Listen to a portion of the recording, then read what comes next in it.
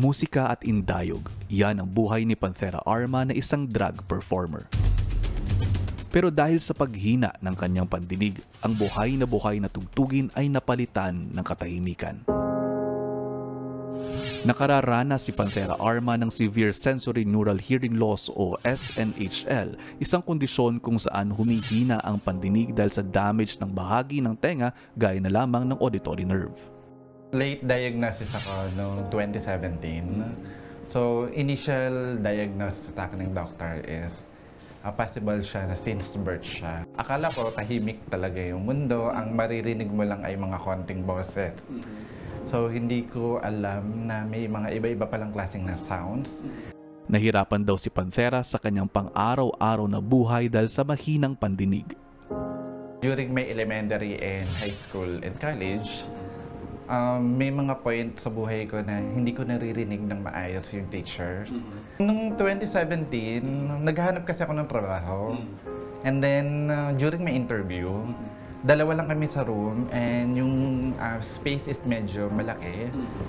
And then, nung tinatanong niya na ako or kinakausap niya na ako regarding my application, hindi ko siya naririnig. So, para hindi ako mapahiya, sabi ko na lang sa interviewer na hindi ako interested sa job. Nakaranas din si Panthera ng ilang sintomas tulad ng pagkahilo, kawalan ng balanse at pag-ugong ng kanyang tenga.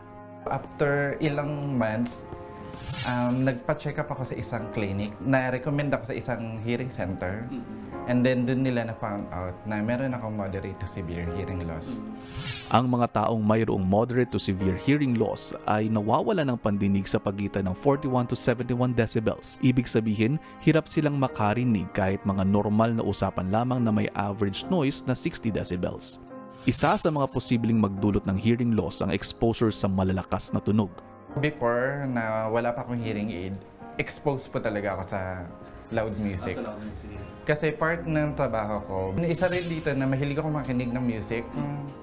So kapag ako ay nag-headset, so talagang tinotodo ko to the point na pwede pala siya maging factor. Dahil naman sa naranasang bullying at diskriminasyon, naging introverted si Panthera. Kasi akala nila pagka ikaw ay deaf or hard of hearing, bobo ka or something na wala kang magagawa for the community. Pero imbis na panghinaan ng loob, gumawa siya ng paraan para lampasan ang mga pagsubok at makatulong sa iba. Ginagamit ko yung social media ko para magturo ng basic sign language. Yung support ng family, nakuha ko naman, lalong-lalo na sa mami ko. Kasi all throughout ng life ko, siya talaga yung kumakausap sa akin. Isinailalim natin sa Weber at Renee test gamit ang tuning fork si Panthera. Lumabas na mahina ang kanyang pandinig sa pareho ng tenga at nakaririnig lamang kapag nakatutok na rito ang source ng tunog.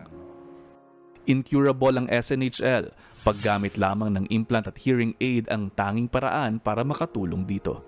Ating mensahe ngayong araw, matuto nating pahalagahan ang bawat tunog at ingay na ating mga naririnig sa mundo dahil hindi lahat tayo ay nabigyan ng pagkakataong marinig ng malinaw ang mga ito.